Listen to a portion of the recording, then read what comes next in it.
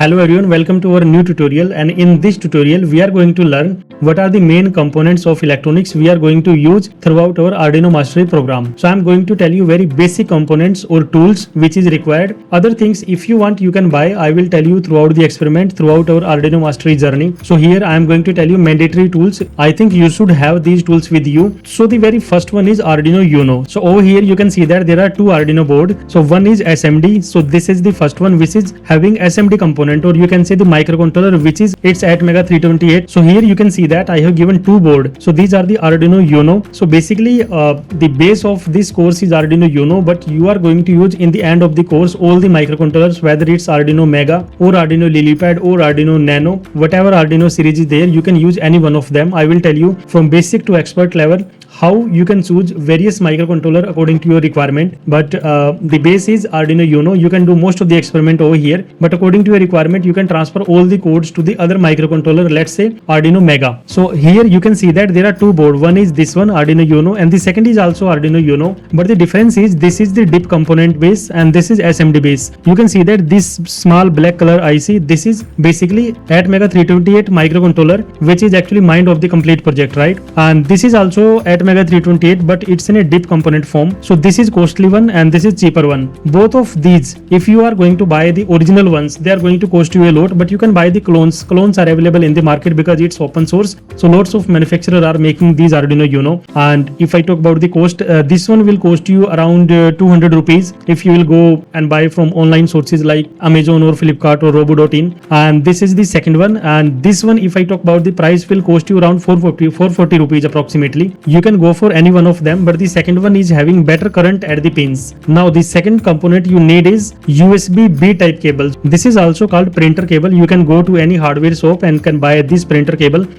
It's very simple, and most of the Arduino Uno, if you are going to buy this SMD component based Arduino Uno, so it will come, this cable will come along with this Arduino Uno free of cost, but you can buy separately from the market as well, or very good quality cable is also going to cost you around 200 rupees, not more than that. The third one is jumper wires. So jumper wires, male to male and female to female. Male, this is the male to male cable, and this is female to female cable. Sorry, female to male cable. And you can also buy female to female cable as well. It's better to have that option as well with you. Sometimes if you are short of pins, so you can make male to male or male to female using those female to female pins, right? So it's very important to have all these components with you. Now if I talk about other components, then there is a breadboard. You should go for this smaller one because it will keep your experiment in a shorter area. You can buy the bigger one as well, but or you can buy both of them, but the smaller one you must have. Most of our experiment we are going to perform over here on these two breadboard. Then you need a battery. So this is 9-volt battery, easily available in the market. It's going to cost you around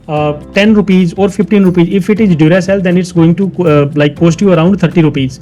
Then there should be a cap as well along with this. So we are also going to use this battery a lot in our future experiment which we are going to do throughout our Arduino Mastery journey. We need adapter as well. So this is the adapter. You can buy either 9-volt or 12-volt adapter, but the thing you must consider is it should be at least 1 ampere. I would suggest if you can buy 2 ampere adapter, then just go for 2 ampere because it's going to provide you very good current capacity. And like a lot of other experiment which you are going to do in this course, like the motors experiment, because motor is going to consume a lot of current, so then 2 ampere adapter is going to be best. I'm not giving you my affiliate link or something like that. You can buy from anywhere, from local market or online, because nowadays these components are very cheap online as well if you will buy, and the delivery is also free. Then the other tool which is very important is multimeter. This is I'm going to provide you a complete tutorial as well on this particular you can say tool or multimeter, and it's very important because most of the debugging will be done through this multimeter, like the continuity testing, whether connection is built or not, what is the voltage coming, right? All those things will be tested through this multimeter. So you must have this one. Around 100 rupee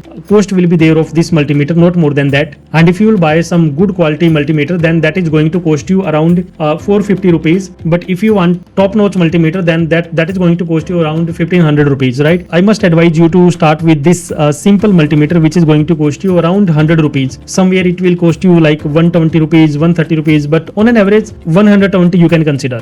Then the other tool is you must have a small screwdriver set. So this screwdriver set is also very important because you are going to require this screwdriver set to make the connection in some of the boards boards like L298 or the relay module boards, lots of other modules, they are going to have screws and you need to open them and close them to make the connection. So this is also one of the thing you must have, and it is also going to cost you around 100 rupees only. Then you should have wire stripper or cutter. So this wire stripper and cutter basically will do two tasks. It can strip the wire as well, and it can also cut the wire as well. Then the other tool you require is soldering iron. So this is soldering iron. Along with this soldering iron, it's quite obvious you are going to require that solder as well, flux as well, and if you can buy the electric socket as well, that is also very important because you need to provide the electrical connection to the soldering iron. So two things you must buy along with this soldering iron: the solder, the flux, and if you can buy copper wick, right? That is a wire which we require for the desoldering purpose. Okay. Then there are some components like the switches, buzzer, some type of resistance, very common resistance like 220 ohm, 1 kilo ohm, then 10 kilo ohm, 100 ohm. These resistors, they are going to cost you very, very less, approximately like 20 paisa, or you can say 50 paisa per resistance. Okay, if you are going to buy 100 of them, then that is going to cost you only 50 rupees. Then there are some LEDs as well. You must buy the green, red color. Here you can see that these are multicolor LED. Don't go for them directly. Just buy simple LEDs of 3 color like red, green, blue, and you can buy some push buttons, or you can say tactile switches. These are also very important, which is like we are going to use these tactile switches a lot in our coming experiments. And the buzzer is going to give you visual audio indication. Visual indication will be given by these LED, but the audio indication will be given by the buzzers. So these are other things you should require. And for the time being, you can buy these sensors which are very common, like the DHT11 or DHT22 sensor, which is going to measure the temperature and humidity. Then ultrasonic sensor for the distance measurement, IR sensor for the object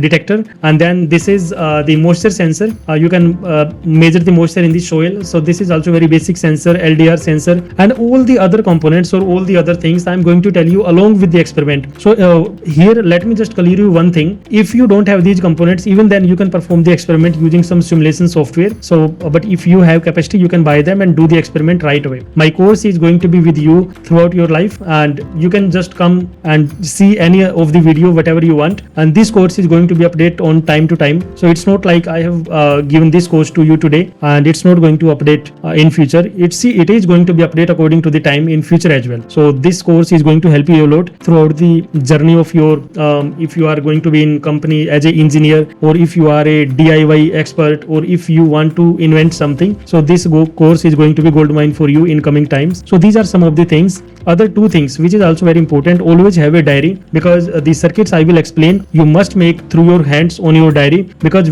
that is going to create a clarity in your mind so that you can work on the hardware in a proper way. And then there is a storage box. You can buy simple storage box, not just like this one I have shown you in this particular video, but you can buy the any type of storage box, like which is economic, or you can say which is cheap, going to cost you around 20 rupees or maybe like 50 rupees in the local market. You can buy that as well, which is going to organize your electronics components. So this is all for this particular video, and thank you so much. I'm looking for you for the next tutorial. Thank you.